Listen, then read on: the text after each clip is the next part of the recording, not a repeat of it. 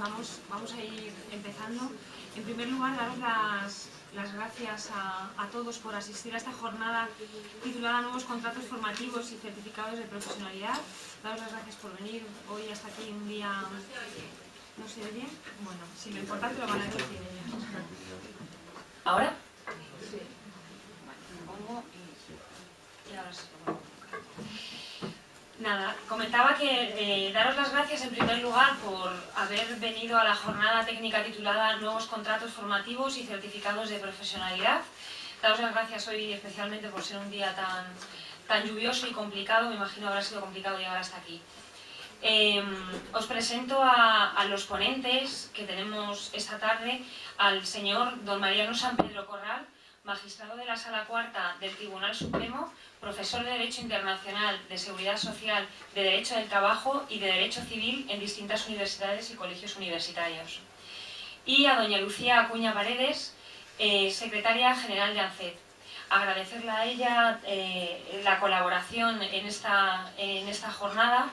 Llevábamos muchos años colaborando con ANCED y bueno, pues daros la bienvenida y agradecerles a nuestros dos ponentes su asistencia. Muchas gracias.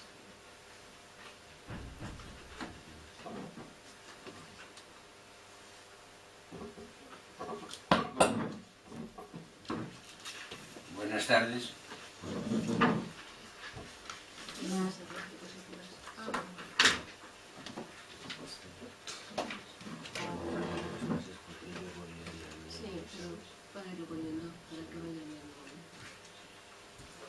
Buenas tardes. Estoy encantado de estar nuevamente en Alicante. Hace ya tiempo, cuando era magistrado, ahora soy magistrado emérito. Estuve aquí también hablando con nosotros y luego dialogando. Espero no ser muy pesado y que no dure la charla más de media hora, porque yo creo que lo importante en un evento como este es de dar las líneas maestras de lo que es la materia de la que se va a tratar y luego plantear el diálogo de los problemas que puede suscitar una ley donde termina una evolución. Esperamos que sea la penúltima, no la última, porque ya se ha anunciado una reforma más sobre los contratos de formación y que la dificultad del problema lo tenemos y nos damos cuenta, que es desde 2010, Ley 35 de 2010. Ha sucedido un decreto, el decreto Ley 11 de 2010, que regula el artículo 11.2, que es donde se ubica en el Estatuto de los Trabajadores el contrato de formación, que a partir de esa ley se recobra una terminología antigua y pasa a ser contrato de formación y aprendizaje, que luego es modificado por el Real Decreto Ley de Urgencia 3 de 12, que luego se canaliza por el procedimiento de urgencia, y es la Ley 3 del 12 de julio. Fijaros en tan poco tiempo las modificaciones, y todo con una finalidad que se sigue diciendo en los diferentes preámbulos de toda esta sucesión normativa. Hay que dar trabajo a una población. En la EPA del último trimestre de 2011 había el 50% de los parados, de una gran cifra de parados que eran 4.700.000 más o menos. El 50% era gente menor de 30 años. Esto ha ido increciendo el número de parados, parece que se va a superar el 500.000 y más o menos la cifra de desempleo en cuanto a los menores de 30 años va a ser igual. Por eso la importancia de que todos mundos opinemos aquí, al margen de la legislación, y que opinen también fundamentalmente escuelas como las de, luego hablará, yo he oído su conferencia en otros lugares de España, mi compañera, sobre la necesidad de obtener ese título de profesionalidad, certificación de profesionalidad, que va a ser obligatorio a partir, me parece, de febrero. febrero, ¿no?, del próximo año. No, pero en 2015. En 2015. Yo decía, antes hablábamos y en algunos sitios donde he estado, que la necesidad de obtener una certificación, hay gentes que no la tienen a pesar de que han estado trabajando mucho tiempo, es necesario para llevarlo juntamente con el bagaje, con la maleta de la exportación.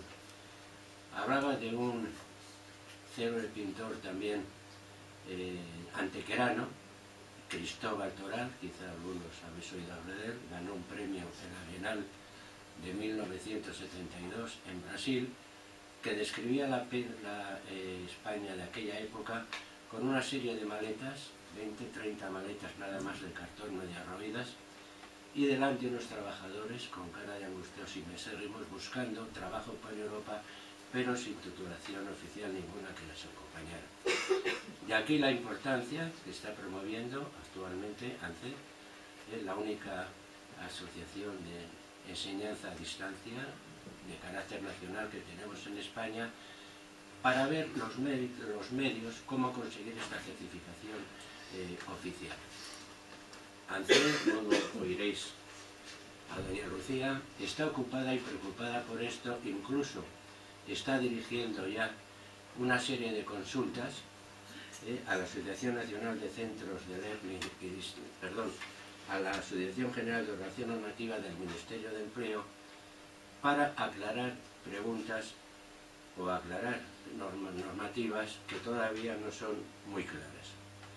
Por ejemplo, a título, para que veáis la importancia de la ocupación y preocupación de ANCED, estas primeras que voy a formular ahora, independientemente de que luego más tarde incidiré sobre lo mismo.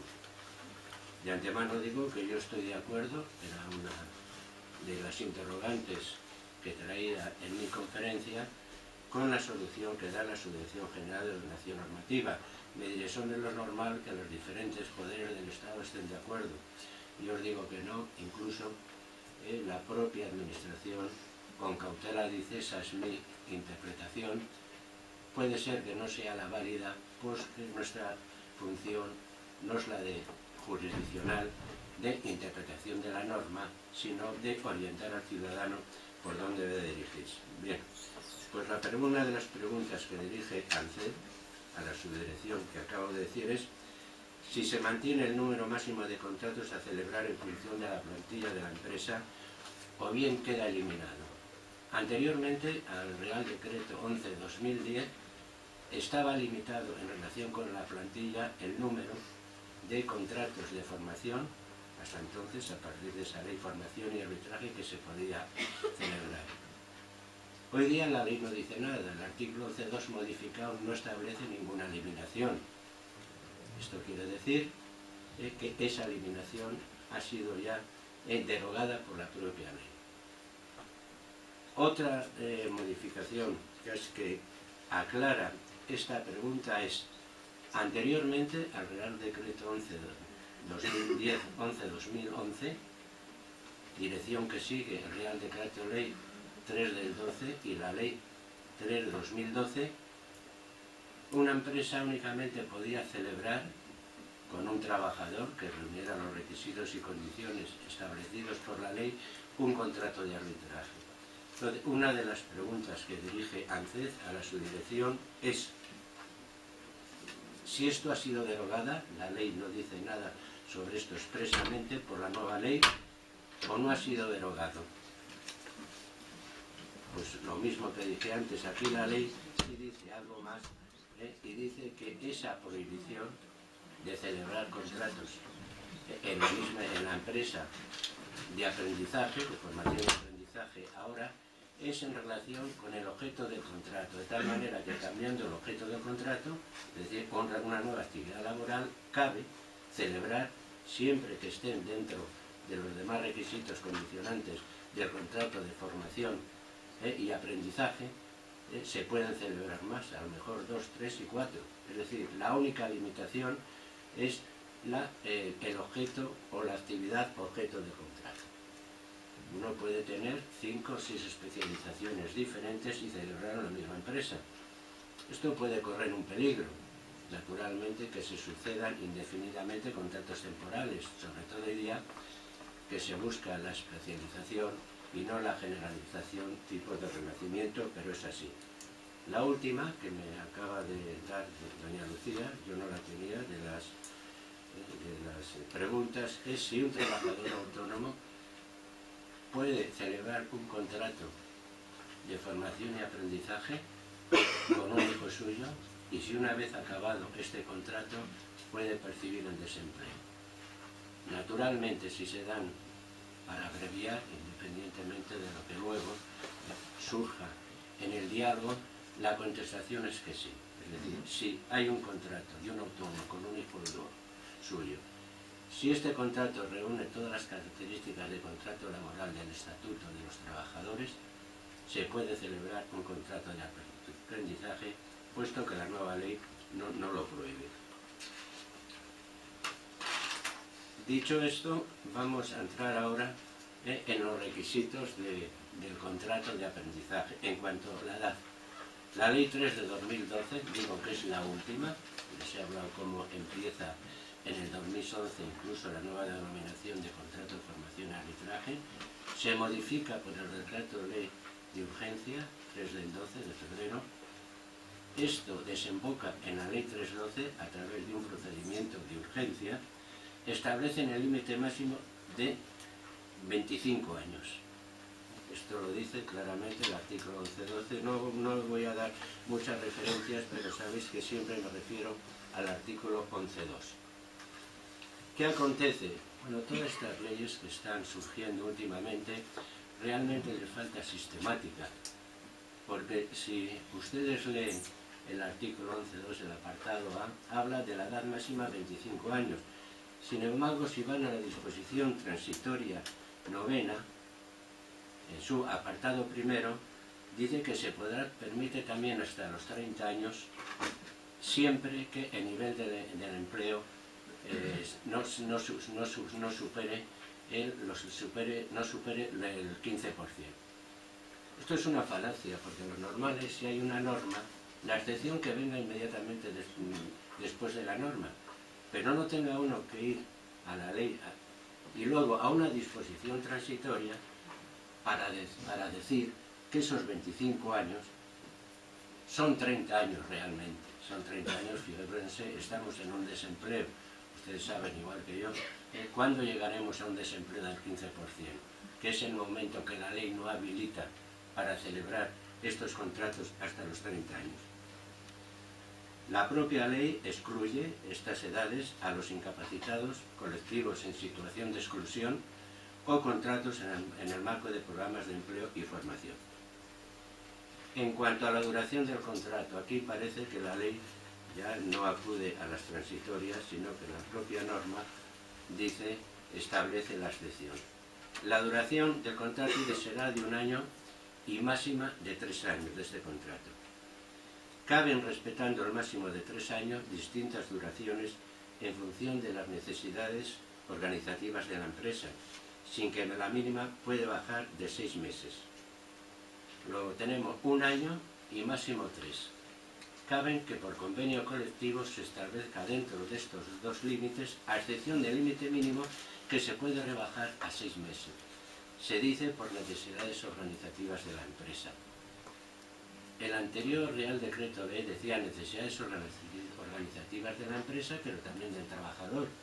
No nos olvidemos que estamos en un contrato dual, hecho a imagen y semejanza de similar contrato en la legislación alemana, donde se trata de coordinar la actividad laboral con la actividad formativa de enseñanza.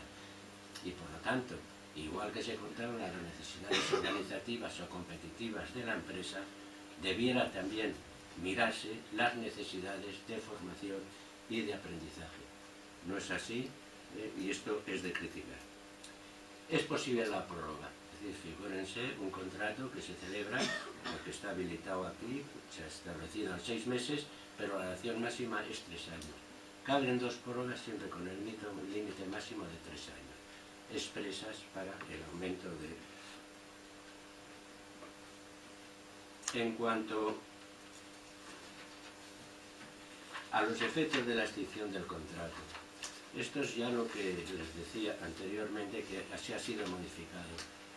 Anteriormente no se permitía celebrar un nuevo contrato de arbitraje con un trabajador que había extinguido un contrato de la misma naturaleza con la empresa. Ahora lo que se trata, como decimos, es obtener unas ciertas capacitaciones profesionales, y la capacitación profesional está en relación también con la actividad laboral. Y la propia ley, así que lo dice expresamente, se dice, respecto a la misma actividad laboral u ocupación objeto de la cualificación profesional asociada al contrato, pero sí para otra distinta. Es decir, que no cabe celebrar un nuevo contrato de aprendizaje, dice la ley, para la misma o distinta empresa respecto de la misma actividad laboral u ocupación objeto de cualificación profesional asociada al contrato, pero sí para una distinta. Esto queda claro, y claro, cuando la ley es el instrumento unificador por naturaleza. A veces las normas laborales son demasiado lasas y dejan a los tribunales una interpretación que lógicamente conduce normalmente a disparidad, y ha hecho falta instrumentar un recurso de casación para unificación de doctrina para unificar esa disparidad. Y el juez no es un legislador, es un intérprete. Por lo tanto, cuando más clara sea la ley, más seguridad jurídica habrá en los ciudadanos. Anteriormente se podía interpretar la ley de una u otra manera. La ley 1 decía que no se permitía un nuevo contrato de aprendizaje en una empresa referente al mismo trabajador. Quedaba la duda si eran para todas las actividades, criterio generalista, o solamente para unas. Ahora la ley queda ya clara. Por lo tanto, es de agradecer al legislador que le imponga una determinada solución al que va a aplicar la ley, y al fin y al cabo la ley habla por la boca del juez. Justificación, también el precepto habla de justificación de la formación, y es el apartado D2, establece que la impartición de esta formación deberá justificarse a la finalización del contrato. Esto es importante. Y ahí deben intervenir los ordenados sociales como órganos especializados pidiendo y encauzando y gestionando, igual que las asociaciones nacionales, para evitar que el trabajador se quede sin ese título, a pesar de haber hecho méritos suficientes para tenerlos, porque se da un derecho subjetivo también al trabajador para poder solicitar esa titulación. Establece que la impartición de esta formación deberá justificarse la finalización del contrato. En el desarrollo reglamentario del contrato, que es importante, está previsto una regulación más detallada. Es importante si se produce este desarrollo reglamentario, porque muchas veces no se produce. Por ejemplo, la ley, el Real Decreto Ley 11 de 2010, hablando también de esta materia de impartición de enseñanza, de instrumentos, de lugares, etc., también lo dejó al desarrollo reglamentario. Hubo un cambio de gobierno en diciembre de 2011 y no se publicó este reglamento. Y veremos si se publica este que se ha anunciado aquí también. Incluido, dice, será, y de sus modalidades incluidas tutorías vinculadas al contrato, acuerdos, conceptos de formación profesional. Digo yo que se acentúa así la voluntad legislativa de combinar los procesos de enseñanza y aprendizaje con los contratos de formación profesional, de enseñanza y aprendizaje, en la línea de un sistema dual muy querido por la legislación alemana. En cuanto a las condiciones sobre desempeño de la actividad laboral, el Real Decreto Ley 10/2011 supone un avance en donde al equilibrio entre la actividad dual, laboral y formativa. En la versión anterior, vigente hasta agosto de 2011, se fijaba un 85% de la jornada laboral. El 15% restante sería para la actividad formativa. En tanto en el Real Decreto Ley 3 de 2012 como en la Ley del 12 actualmente vigente, el tiempo de trabajo efectivo no podía superar el 75% de la jornada máxima prevista en el convenio colectivo, o en su defecto de la máxima legal, lo que implicaba que al menos un 25% de la jornada debía dedicarse a la formación durante toda la vigencia del contrato. Es decir, aquí ya se trata más de equilibrar un 25% de la jornada, no un 15%. Sin embargo, aquí vuelve a retroceder. La ley 3 del 2012 reserva ese 75% para la jornada durante el primer año y, sin embargo, para el segundo y tercer año, recordamos que la duración máxima del contrato es 3 años, queda reducida al 85%. Ahí ha habido una regresión y entonces aquí se rompe ese equilibrio, entiendo yo, o esa proximidad que debe haber entre la actividad laboral y la actividad formativa. Se mantienen las previsiones de la letra F del Estatuto de los Trabajadores sobre prohibición de realizar horas extraordinarias a los trabajadores sometidos a este contrato especial, salvo en el supuesto de las horas estructurales, sabemos del artículo 35 del Estatuto de los Trabajadores. Se prohíbe también el trabajo nocturno y a turnos que tratan de garantizar naturalmente esta armonía que debe existir entre la actividad formativa y la actividad laboral. Se sucede, y esto es digno de aplauso, que se extienda la cobertura de seguridad social a todas contingencias protegidas por la seguridad social. La ley habla, incluso, dice la ley, incluso al desempleo. Es lógico que quien ha trabajado tenga derecho al desempleo. Lo que pasa es que la ley está contemplando una situación anterior donde no se otorgaba o no se protegía el desempleo. Ahora sí que se va a establecer. Sin embargo, en cuanto a la ley, en cuanto a la remuneración del trabajador, ciertamente es algo más regresiva, porque antes la actividad laboral, el mínimo es el salario mínimo interprofesional, pero se pagaba sobre la jornada completa. Ahora no. Se paga sobre las horas de trabajo efectivo, de tal manera que si se trabaja la jornada del 75%, quedaría un 25%, donde no se aplicaría el salario, y la del 15% sería un 15%, donde aquí entonces puede haber una cierta devaluación de la actividad formativa. Como hay devaluación de la actividad formativa, lo que acontece es que esto pasa porque el legislador está mirando que las diferentes regulaciones que hacían, o que venía estableciendo, las diferentes modificaciones que iba haciendo, pues no daban el resultado apetecido y siguen no dando. Entonces la ley 3/2012, de julio, 6 de julio, entra en vigor el 8 de julio, establece ciertas restricciones. Ya hablamos de una al principio, la restricción que pueden celebrarse cualquiera que sea la plantilla, el número, a menos que se limite por convenio colectivo, eso siempre, claro, el número de contratos que considera necesario el empleador. En segundo lugar, se exigía anteriormente también, y eso se suprime, que el contrato de aprendizaje suponga un aumento de la plantilla. Ahora ya no se va a exigir eso. La empresa puede despedir y esto naturalmente conlleva un peligro, y es la sustitución de estos contratos de aprendizaje, con esa limitación que hemos dicho de edad, por otros contratos temporales. Digno de mencionar aquí, porque ya decíamos que es un contrato que satisface tanto a los empleadores como a los trabajadores. Empleadores, hombre, yo creo que todo empleador quiere un personal bien formado.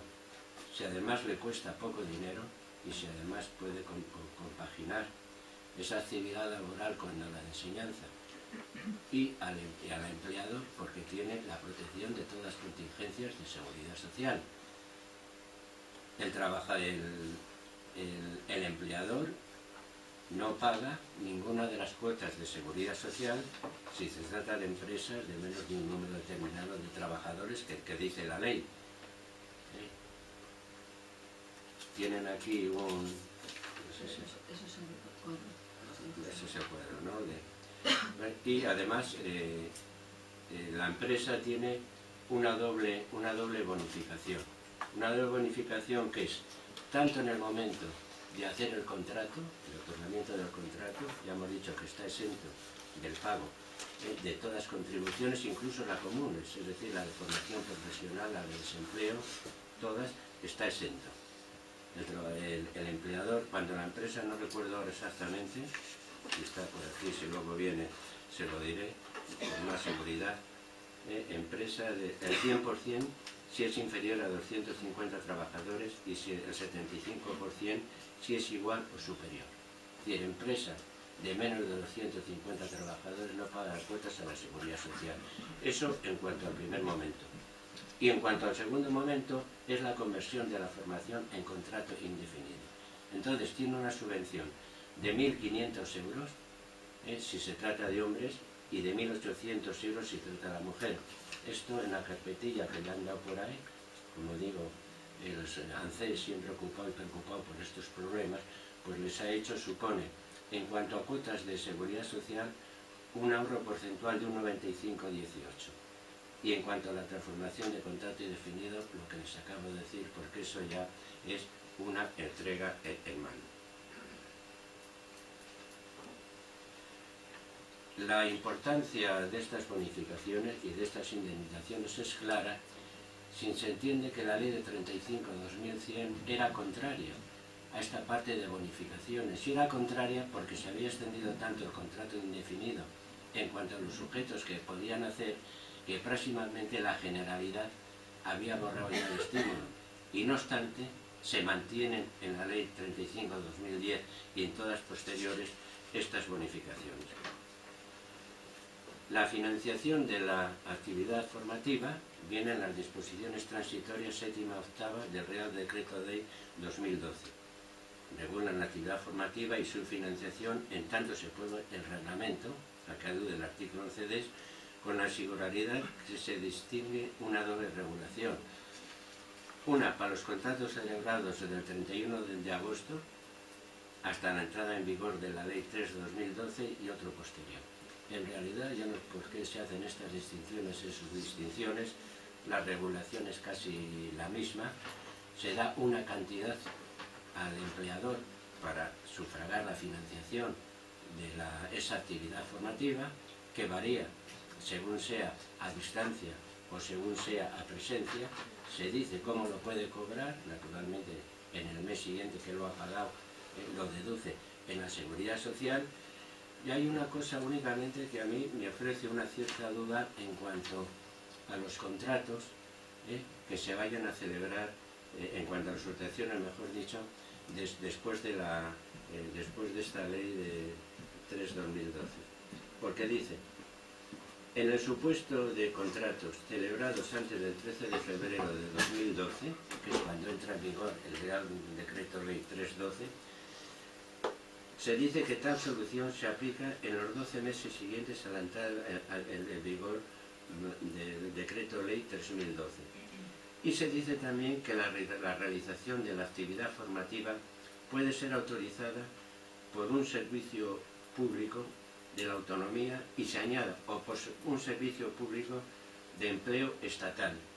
Dado que en la mayoría o en todas las autonomías se han cedido estos servicios públicos, a lo mejor luego doña Lucía nos puede, que está bien enterada de estos problemas, este añadido que se hace sobre esos contratos celebrados, esa autorización de los centros, no puede entrar en colisión con esa cesión.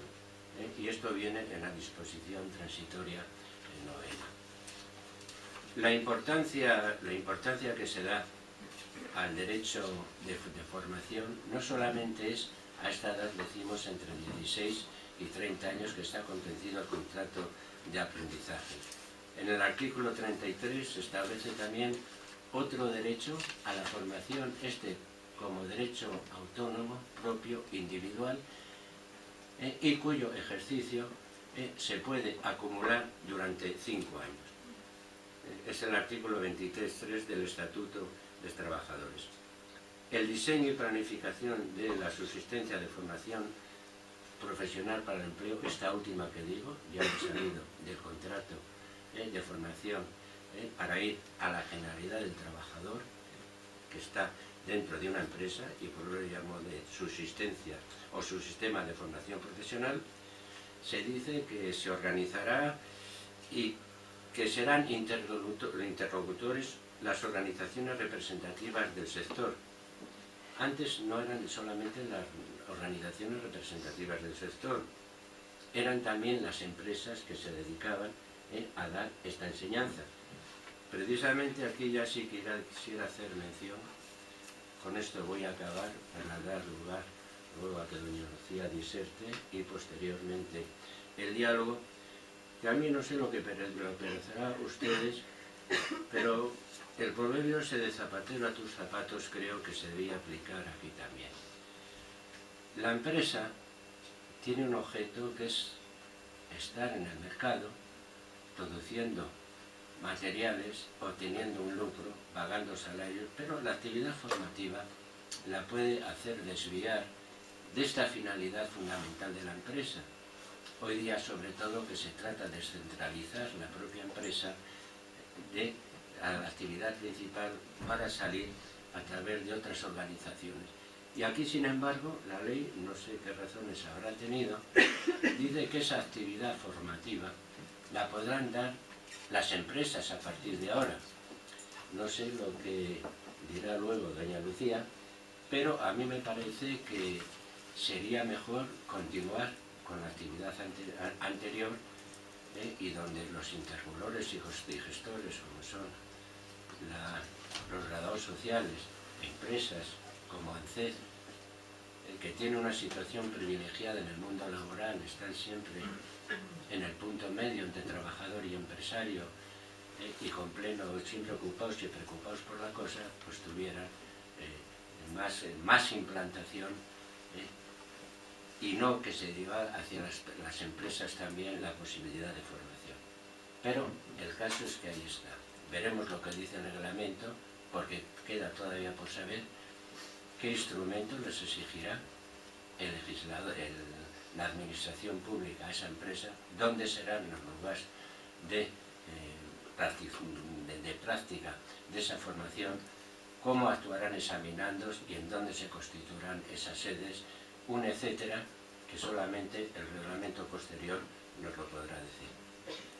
Bueno, nuevamente muchas gracias y esperando oír es nuevo la conferencia de doña Lucía, que a mí me ha gustado porque los juristas hasta a veces nos tropezamos en una coma o en dos puntos y seguidos o puntos inseguidos y elaboramos toda una teoría para al final no movernos, decir sí o no lo que puede.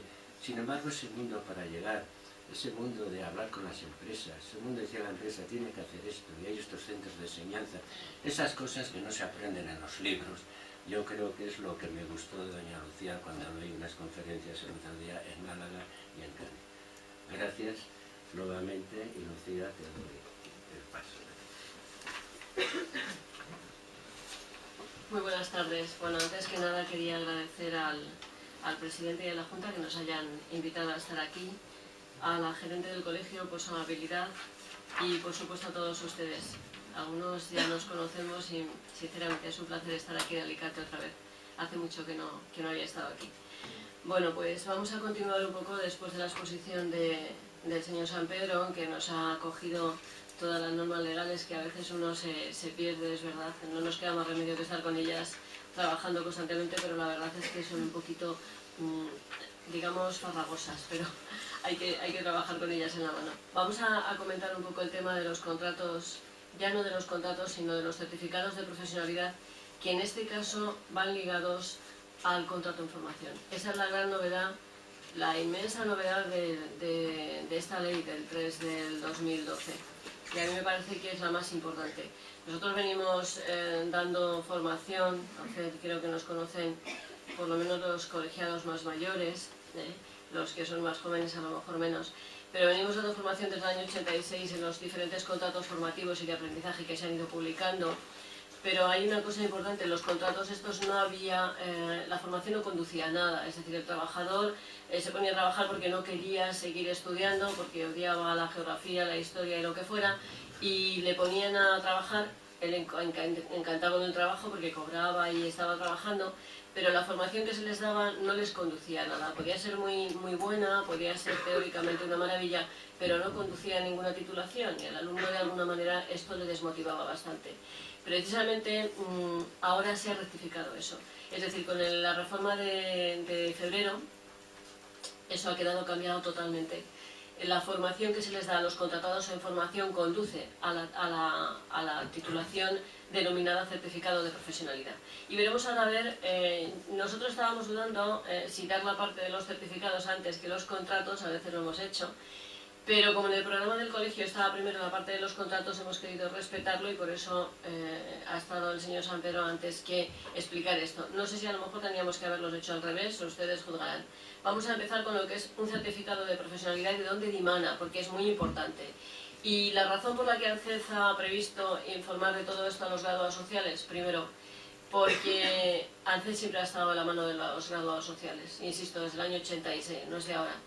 Yo particularmente entré en el 89 y mi trabajo ha estado ligado totalmente a todos los graduados sociales de toda España, porque entiendo precisamente por la labor de los graduados que los certificados de profesionalidad, y además nos lo han transmitido así por teléfono en muchísimos despachos, la gente no sabe qué es y les pregunta a la persona del despacho, le pregunta a quien les está solucionando todo. Y claro, el despacho entendemos desde ANCED que tiene que tener obligación y además seguro que les interesa conocer cómo es esto, para encarrilar no solamente al trabajador, sino también al empresario. Hay empresas y empresarios, pequeños sobre todo, que tienen interés en cualificar a sus trabajadores y ahora veremos cómo se puede hacer. ¿De dónde dimana el certificado de profesionalidad? Todos hemos oído el marco de Bolonia, y hemos sufrido manifestaciones, hemos visto follones que reclamaciones que han hecho los alumnos, sobre todo los universitarios, pero una parte del marco de Bolonia era la formación profesional, eran los certificados de profesionalidad. ¿Qué se quería conseguir con este marco europeo? Pues informar a la sociedad de las características de los diplomas, títulos y de los reconocimientos oficiales que hay en toda Europa. Ya nuestro reconocimiento oficial de una titulación no vale solamente para España, tiene que ser a nivel europeo. De ahí la modificación en los títulos de grado y la modificación en cuanto a los certificados de profesionalidad. En este caso, más que modificación, es la innovación, porque son nuevos para nosotros. No es así en Europa. Quieren que sea toda esta formación un marco de referencia común para toda la Unión Europea, es decir, un trabajador puede tener una formación hecha en España, pero tiene que resultarle válida en toda Europa, en Alemania, en Holanda, en Bélgica, porque tenemos el derecho de poder desplazarnos con la validez de nuestros conocimientos en el bolsillo por toda Europa. Esto es lo que trata de hacer este marco europeo. Y quiere mover a los estudiantes, promover la movilidad de los estudiantes y también de los trabajadores. Pero claro, no podemos movilizarnos ni cambiar de país con facilidad si no tenemos reconocido lo que hemos estudiado. Hasta ahora en España la formación iba por un lado la formación privada y por el otro la formación dimanante del Ministerio de Educación, consejerías de educación y tal. Es decir, solamente estaban reconocidas las titulaciones, pero no los cursos que se hacían, máster inclusive, que todos hemos hecho a nivel privado en nuestra vida laboral. Eso es lo que trata ahora de validar estos certificados de profesionalidad, porque ahora veremos que hay de todos los niveles. ¿Qué trata de hacer el certificado? Equiparar conocimientos y unir todo lo que se ha hecho en educación con lo que hace trabajo, con lo que hacen estos dos ministerios, estos dos apartados, y validar una cosa con la otra y unirlos de manera que salgan a un camino común, no cada uno por su sitio. Además hay que tener muy en cuenta que toda la formación privada que hemos hecho todos en España, ya sea subvencionada, bonificada y tal, pero privada al fin, no tiene reconocimiento en Europa, porque en Europa está reconocido absolutamente todo. El Estado reconoce inmediatamente toda la formación que hacen los trabajadores, ya sea continua, ya sea particular, enseguida el Estado valida esa formación, con lo cual hay titulaciones, y han salido ya publicadas diferentes noticias al respecto, en corte de embutidos, en cuestiones que aquí decimos sobre titulación, pues sí, en Alemania se denomina titulación para corte de embutidos, y eso lo tiene la persona que está trabajando justamente en esa tarea. Eso es absolutamente normal en toda Europa. Aquí no, aquí hay un curso privado que es para corte de jamón, pongamos por caso, de embutido, pero no estaba validado por el Estado, por el país. Eso es lo que tratamos de unir ahora. Entonces, ¿qué quiere decir el certificado de profesionalidad? Lo tenemos aquí muy claro. Formación profesional reglada, ni mala de educación. Tenemos dos grados, medio y superior. El básico ha desaparecido, lo había antes, pero ahora ya no lo hay. En certificados de profesionalidad, hay básico, medio y superior. ¿Por qué hay básico en el certificado de profesionalidad? Pues muy fácil, hay mucha gente que se ha puesto a trabajar y ha abandonado los estudios. Precisamente en esta zona de Levante hay gran cantidad de personas que se fueron a trabajar a la construcción y dejaron un poco bastante abandonados los estudios. No tienen el graduado en educación secundaria obligatoria, que es la formación más básica que se nos exige siempre. En este caso lo que se les va a dar es la posibilidad de que a través de los conocimientos que hayan podido adquirir en su trabajo puedan obtener el nivel básico. Por eso se ha mantenido en los certificados de profesionalidad, aunque no está en formación profesional. El nivel medio y el superior son equivalentes y se incardinan uno con el otro. Es decir, el medio de formación profesional es el medio en certificados de profesionalidad y el superior es el superior en certificados de profesionalidad. Son 26 familias profesionales y hasta ahora han salido 664 certificados publicados, porque se publican en el BOE los contenidos de cada certificado. Las familias profesionales son las que todos conocemos, las normales. Y ahora vamos a ver un gráfico muy curioso, porque en Europa tienen una gran preocupación porque no se explican por qué hay tanto desempleo en España. Entonces han hecho varios estudios y el último, bueno, pues ha dado este resumen que he podido sacar yo aquí. Por supuesto es muchísimo más amplio, pero bueno, este es un pequeño resumen de las razones, entre otras cosas, por qué en España puede haber mayor volumen de desempleo que en Europa. En Europa la formación está situada de esta manera, es decir, hay pocos titulados universitarios, no todo el mundo llega a la universidad porque no quiere, no porque no pueda, sino porque no le interesa. Hay un montón de títulos de FP que la gente tiene mucha tendencia, tienen mucha mayor tendencia que aquí a ir a formación profesional, digamos que es lo normal.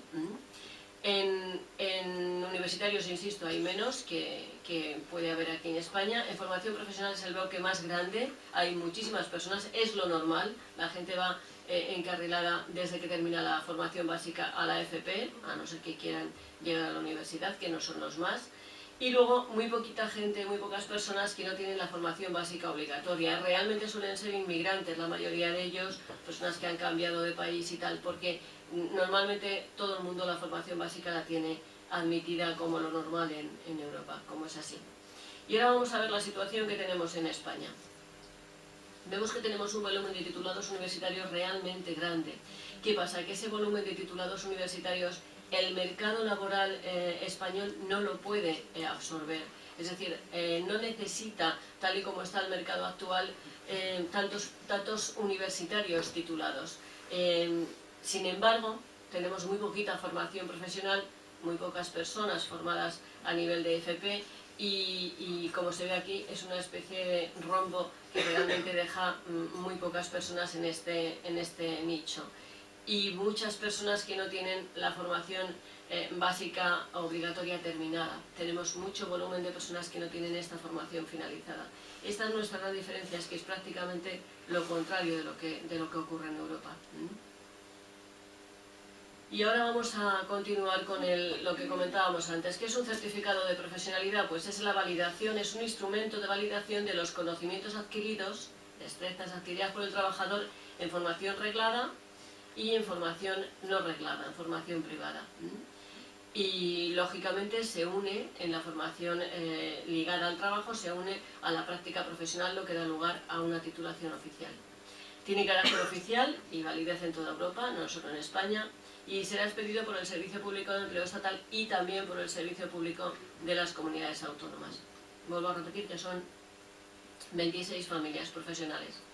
Y el certificado de profesionalidad, y aquí vemos cómo se puede obtener, es muy interesante porque hay 3 apartados que coge todo el bloque de trabajadores que tenemos en España. Tenemos un volumen de 3,5 o 4 trabajadores, 4 millones de trabajadores que no tienen reconocida su formación desde que empezaron a trabajar hasta el punto en el que están actual. Digamos que una persona ha podido empezar a trabajar hace 20 años con el graduado escolar. Ha estado haciendo múltiples cursos, ha ido ascendiendo en la empresa y sin embargo esos cursos serán privados y no tienen ningún reconocimiento oficial y la empresa cierra. Se queda la persona con 20 años adquiridos en práctica de trabajo pero sin validación de sus conocimientos. Puede obtener esa validación a través de este sistema actual. El certificado de profesional se puede llegar a través de superar todos los módulos formativos, son módulos publicados en el BOE, luego lo veremos, cómo están publicados y cómo se pueden examinar los trabajadores, mediante la acumulación de un módulo de prácticas y acreditaciones parciales por modulitos. El certificado está dividido en modulitos, se puede uno examinar de los módulos o del certificado total, y a través de un procedimiento que es el que acoge a este volumen de trabajadores que yo he comentado, unos 3,5 o 4, que es por el procedimiento de reconocimiento de competencias profesionales, es decir, personas que llevan trabajando entre 15, 20, 25 años en una empresa, comenzaron desde que salieron de la formación básica, han hecho multitud de cursos porque han tenido la suerte de estar en la misma empresa o en empresas del mismo sector, pero no tienen validado nada. Es decir, han hecho múltiples cursos, tal, pero no tienen esa validación. Necesitan que se le valide, porque si no, digamos que a nivel europeo el reconocimiento que se le hace es únicamente de la formación básica, que es la que le validó el Estado, no de lo que ha podido hacer a lo largo de su vida profesional, trabajando y haciendo formación teórica pagada a veces por la empresa y a veces pagada por el propio trabajador. Con lo cual, este procedimiento ya se está abriendo, el Ministerio ya está preparando a 9.000 evaluadores. Estos evaluadores van a ser los que van a validar las competencias profesionales a nivel de trabajo, porque va a haber una posibilidad, ahora comentaremos, en la que el trabajador no va a tener que examinarse si puede demostrar, como que he comentado yo antes, que ha estado como 15, 20 años, inclusive 10 años en una empresa y certificando cuáles han sido los puestos de trabajo que ha cubierto.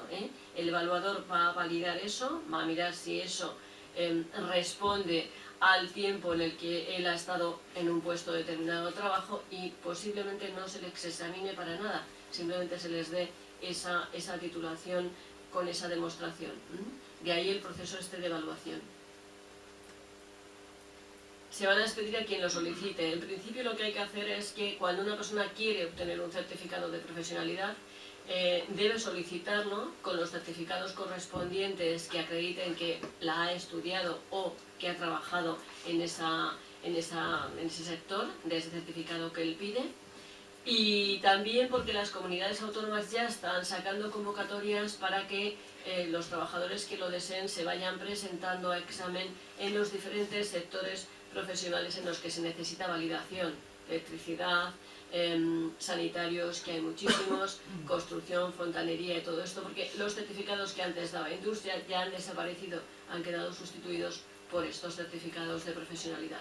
Con lo cual, para que una persona pueda instalar el gas, etcétera, necesita estar certificado profesionalmente en la materia concreta en la que proceda, en la que fontanería, electricidad, dependiendo, construcción va a ser otra de ellas. Quienes no superen, por supuesto, el examen, en el caso de que necesiten examinarse, porque sean personas que lleven poco tiempo en el puesto de trabajo, pues lógicamente pueden volver a examinarse posteriormente. Los certificados de profesionalidad van a estar inscritas en un registro general del Sistema Nacional de Empleo. Todas las personas que se vayan examinando y aprueben van a estar inscritas en un registro para que de alguna manera esas personas puedan obtener con más facilidad un empleo caso de que estén en el paro. Como antes hemos comentado, las vías para la obtención del certificado es por formación, bien examinándose de forma completa de todo el contenido o bien de parte de él y luego ir acumulándolo, por dispositivo de reconocimiento, que es la experiencia laboral que hemos comentado, y por combinación de ambas, porque hay parte, ahora veremos con un certificado en la mano, que lo vamos a poner ahora mismo, cómo se puede, este es un certificado publicado en el BOE. Yo he sacado un resumen, porque luego cada modulito está en el boletín oficial del Estado correspondiente, está desglosado qué materias debe de estudiar el trabajador. O sea, esto es una especie de resumen. Bien, como ven ustedes aquí, hay 9 puestos de trabajo, que están aquí a la derecha, en esta parte de aquí, que son a los que llega este certificado de profesionalidad. Es decir, promotores comerciales, operadores de contact center, teleoperadoras, televendedoras, todas estas personas están incluidas en este certificado. Y debe de estudiar estos módulos que, como ven arriba, son 4, pero que abajo están subdivididos en unidades formativas. Todo ello da lugar a 580 horas de formación, o sea, es bastante largo este certificado. Lógicamente, las horas estipuladas por cada unidad formativa son más pequeñas, por eso se da la posibilidad de que los trabajadores puedan examinarse de unidades formativas si así lo desean, e ir acumulando estas unidades para hasta llegar al certificado final. Se examinan de una, después de otra, en fin, para que de alguna manera se les facilite el que durante un año pues puedan examinarse de un módulo completo y al año siguiente de otro módulo completo, porque personas que están trabajando no les resulta tan fácil examinarse el certificado completo, son muchas horas. Este es otro, por ejemplo, servicio de bar y cafetería, y da lugar a formar a 5 ocupaciones. Certificaría 5 ocupaciones: barman, camarero, bar, cafetería y tal. Curiosamente, este certificado de profesionalidad a mí me llamó mucho la atención porque tiene un apartado bastante grande de cómo gestionar el bar, es decir, de llevar la contabilidad del bar, de cómo gestionarlo tal, con lo cual a mí me dio la sensación de que estaba muy dirigido a personas que quieren ser camareros, pero que también pueden crear su propia empresa, es decir, pueden poner un bar, una cafetería, porque les enseña mucho de esa gestión que deben de llevar con los proveedores, etcétera. Un apartado bastante grande, con lo cual va dirigido más bien casi a pequeños emprendedores. Este sería el modelo de acreditación de las unidades de competencia de las cualificaciones profesionales. Este certificado se le daría justamente cuando los alumnos, los trabajadores, se examinen de una unidad formativa. Les irían dando este certificado hasta completar esta titulación. Este sería, además ven ustedes ya, prácticamente este es un modelo europeo. Abajo está el logo de la Unión Europea, es decir, ya no estamos hablando de un título como el que todos tenemos, que es así, vamos, es el formato normal de los títulos, pero en este caso está el logo de la Unión Europea, es decir, ahí ya implica que no hay que homologarse en ningún país europeo, sino que esta titulación ya está reconocida por sí misma, por haberse realizado en España, está reconocida ya en Europa. Esta es la variación tan importante que hay en este tipo de certificados. Por ejemplo, yo pongo aquí he sacado un ejemplo de Canarias, que examinaron a una serie de personas, convocó el examen el propio gobierno de Canarias, la Consejería de Empleo de Canarias, y porque necesitaban personal cualificado para atención sanitaria, atención de catástrofes, etcétera, ¿no? Y entonces hubo, lógicamente, 600 personas que se presentaron al examen y lo aprobaron para de alguna forma pues poder ejercer esta profesión. También hay una cosa muy importante: las personas debemos también de acostumbrarnos a que tenemos que acumular en nuestra vida laboral